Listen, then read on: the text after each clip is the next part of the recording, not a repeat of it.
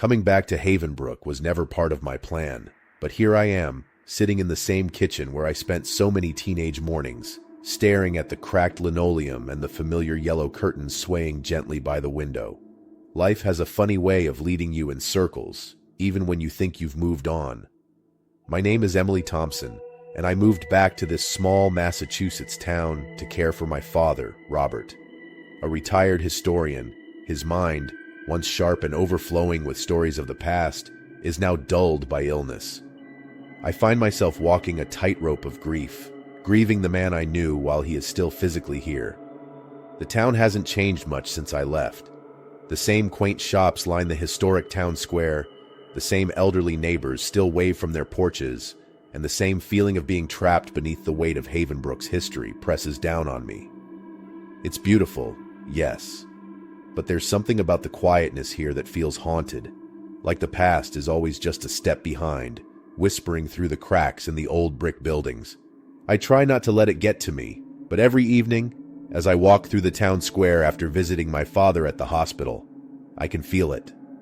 Something waiting to be unearthed. I work at the local newspaper now. It's a small operation, more a relic of the past than a real news outlet, but it pays the bills, and it gives me access to the archives. Something I didn't think would matter until I started going through my father's old notes. One night, after another long day of juggling my father's care and work, I found myself in his study, sifting through boxes of old documents. The air was thick with dust, and the faint scent of his cologne lingered in the room. Among the piles of yellowed papers, one article caught my eye. It was a clipping from 1913, brittle at the edges, with a headline that made my skin prickle. "Clown buried without ceremony. Victor Sinclair mysteriously interred at midnight." The photograph beneath the headline showed a man in clown makeup, his expression somber, a stark contrast to the painted smile on his lips. I frowned, flipping the clipping over to see if there was more, but the back was blank. Why did my father have this? And why would a clown's burial, unceremonious or not, be of any importance to him? I set the clipping aside, intending to ask him about it during my next visit, but I didn't know then how little time we had left for such questions. The next morning, I received an email. The subject line read, "Let the dead rest." My initial reaction was to delete it. Spam, probably. But curiosity got the better of me. The email contained a single attachment, a scanned image of an old circus poster, the ink faded and cracked. Victor Sinclair the Magnificent, it read, the letters curling in elaborate flourishes. Below it was a message. "Some secrets are better left buried, Miss Thompson." I stared at the screen, my heart thudding in my chest.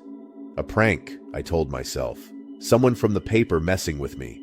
I couldn't shake the feeling, though, that it was something more. Havenbrook was too small for anonymity. Everyone knew everyone, and the idea that someone was watching me, knew my name, made my skin crawl. I brushed it off at first, but the messages kept coming. More circus posters, more cryptic warnings. The language became more urgent, the tone more hostile. "Stop digging. The past is dangerous."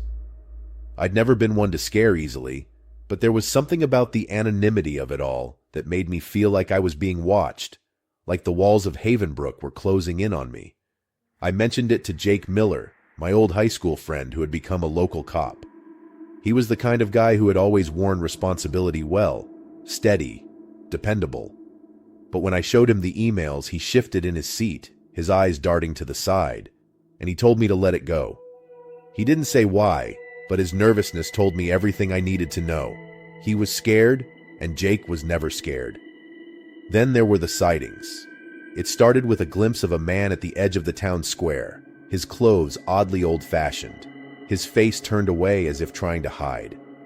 I saw him again by the hospital, standing near the entrance, watching as I walked in to see my father. But when I turned to get a better look, he was gone, disappearing into the crowd like a ghost. I tried to convince myself it was a coincidence, just some stranger, someone passing through. But deep down, I knew it was connected. My father's notes, the emails, the stranger, they were all pieces of the same puzzle, a puzzle I was only beginning to understand.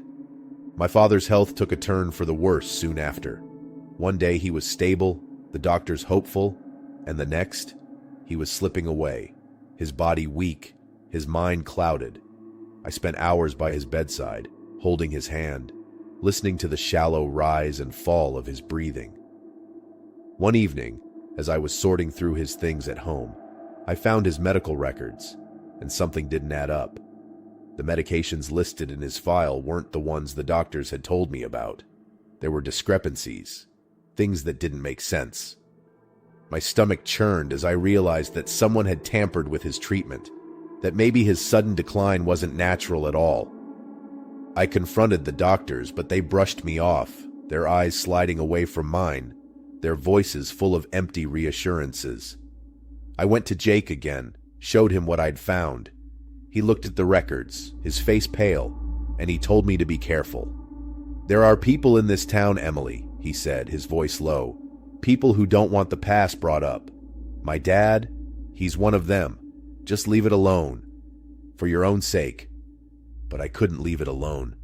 Not when my father was lying in that hospital bed. Not when I knew that the same people who had silenced Victor Sinclair all those years ago were still pulling the strings, still hiding their secrets. I started digging, really digging, through the town records, through my father's notes, through every dusty archive I could find. The deeper I went, the darker the story became. Victor Sinclair hadn't just been a clown.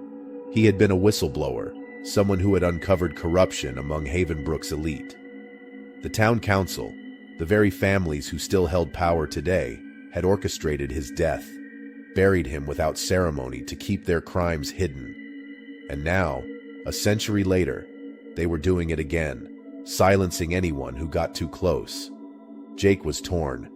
I could see it in his eyes, the conflict, the fear. His father was one of them, one of the men trying to buy my father's property, one of the men who had warned me to stop asking questions. But Jake wasn't like them. He had always had a sense of justice, a need to do what was right even when it was hard. And in the end, he chose to help me. We worked together, piecing together the evidence, gathering everything we needed to expose the truth. It wasn't easy.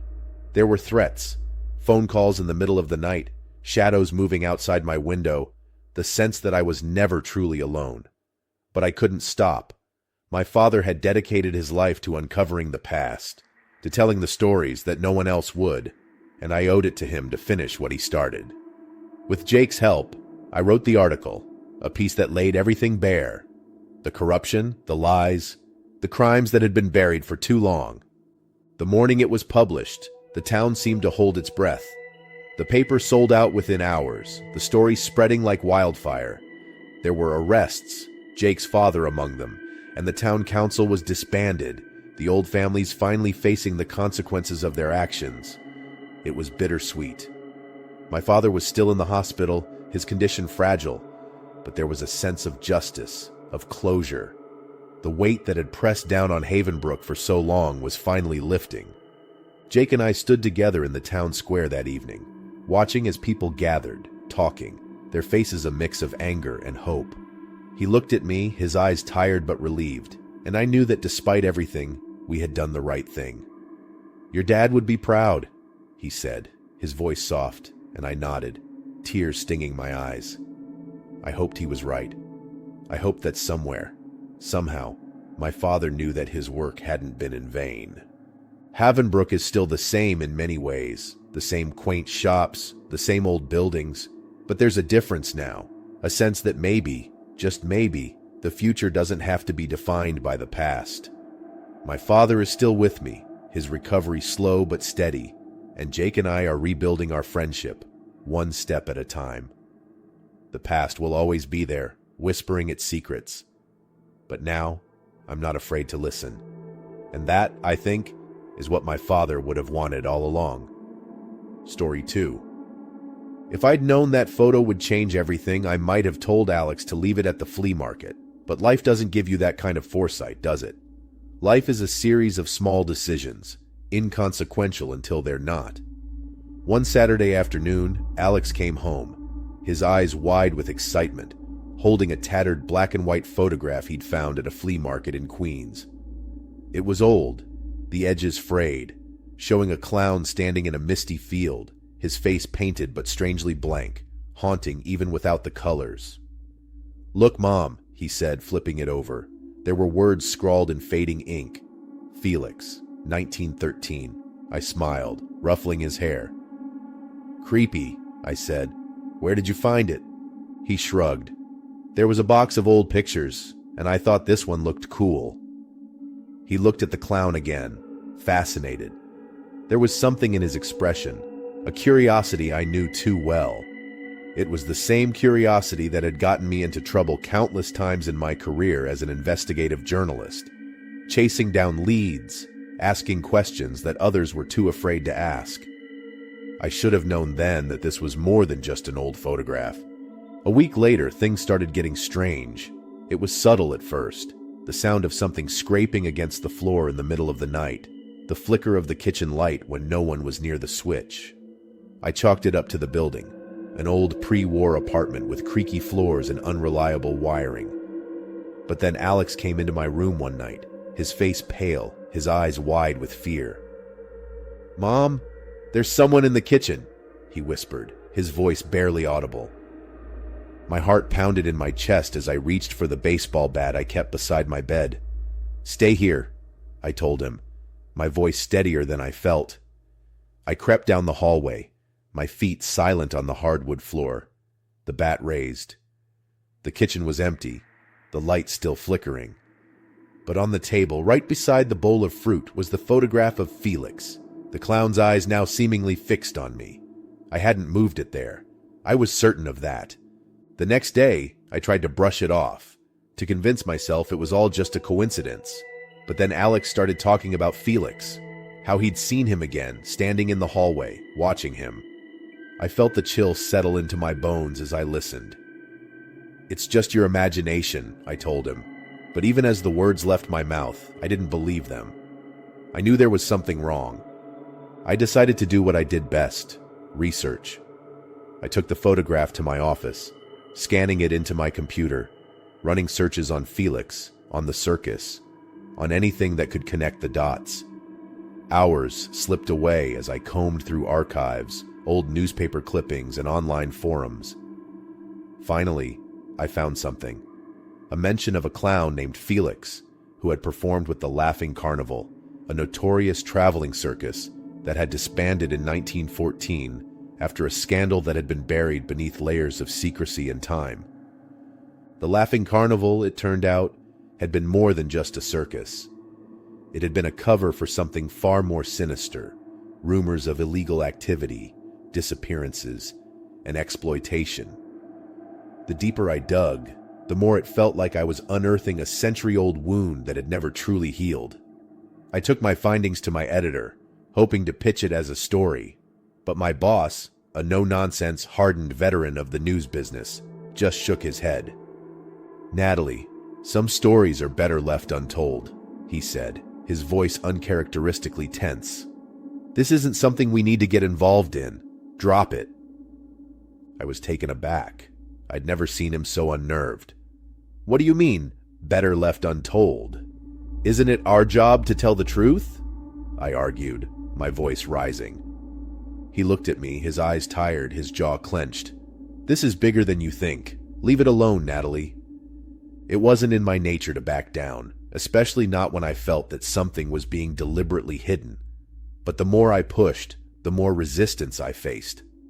Then came the accusations, anonymous complaints that I had fabricated sources, doctored documents.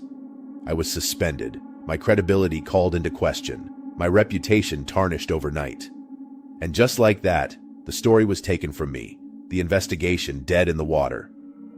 Mark, my colleague and friend, tried to reassure me, but there was a distance between us that hadn't been there before. He stopped returning my calls as often, stopped meeting me for our usual after-work drinks. I told myself he was busy, that he had his own pressures, but deep down, I knew something had changed. I just didn't know what. Not yet. Then, the unthinkable happened. Alex didn't come home from school.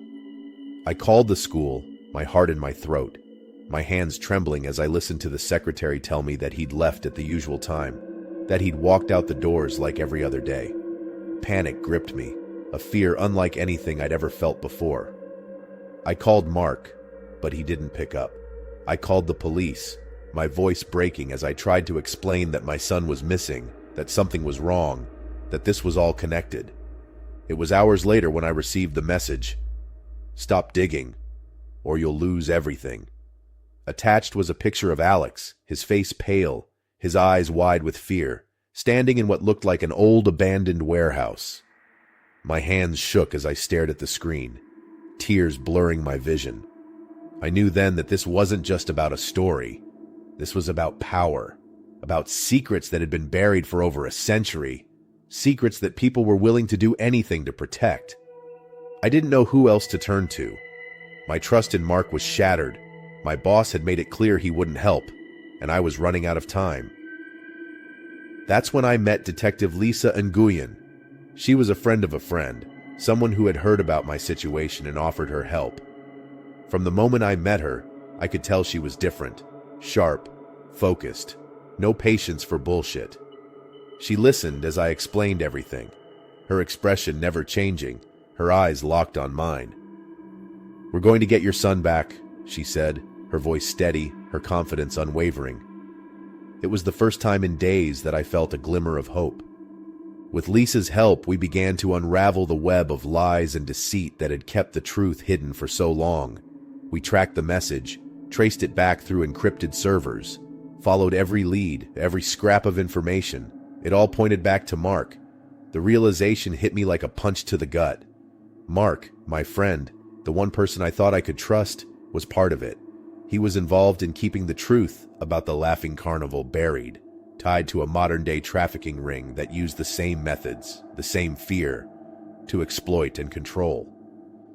I felt the betrayal like a physical pain, a weight pressing down on my chest, making it hard to breathe. But I couldn't afford to dwell on it. Not now. Alex was out there, and he needed me.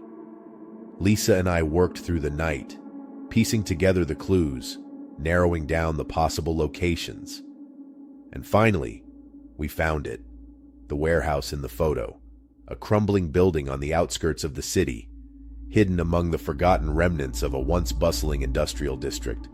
The air was thick with tension as we approached, the sky dark, the city lights distant and blurred. Lisa moved ahead, her gun drawn, her eyes scanning every shadow. I followed, my heart pounding, my hands trembling. Inside, the warehouse was dark, the air damp and heavy. I could hear voices, muffled, distant, and then I heard it. Alex's voice, calling out, his words filled with fear. We found him in a small room at the back of the building, huddled in the corner, his eyes wide with terror. I rushed to him, pulling him into my arms, my tears falling freely. "Mom," he whispered, his voice cracking. "I knew you'd come." I held him tight, my heart breaking at the sound of his voice. "I'm here, sweetheart. I'm here." Lisa moved quickly, her presence a blur as she secured the area, her voice calm and controlled as she called for backup. The moments that followed were a haze, a mix of relief and exhaustion, the adrenaline finally beginning to fade as the reality of what had happened settled in. Mark was arrested, his face blank, his eyes empty as they led him away in handcuffs. I watched from a distance, my heart heavy, the betrayal still raw. The next few weeks were a whirlwind. Interviews, statements, the slow process of piecing my life back together. The story I'd uncovered was bigger than anything I'd imagined. An underground network that had thrived in the shadows for over a century, its roots deep in the city's history, its influence reaching far beyond what I had thought possible. With Lisa's help, I wrote the article, a detailed expose that laid everything bare. It was published across multiple platforms. The truth finally brought to light, the people responsible facing justice. Alex was quiet for a while after we brought him home. He had always been so bright, so full of energy, and seeing him so withdrawn broke my heart. But slowly, day by day, he began to come back to himself. We talked, really talked, about everything that had happened, about the fears, the secrets, the things we had both seen. And in those conversations, I realized how much I had missed, how much I had taken for granted. My career had always been my focus, my drive to uncover the truth consuming me. But now, I saw things differently. There are still nights when I wake up, the sound of footsteps echoing in my mind, the image of Felix's painted face burned into my memory.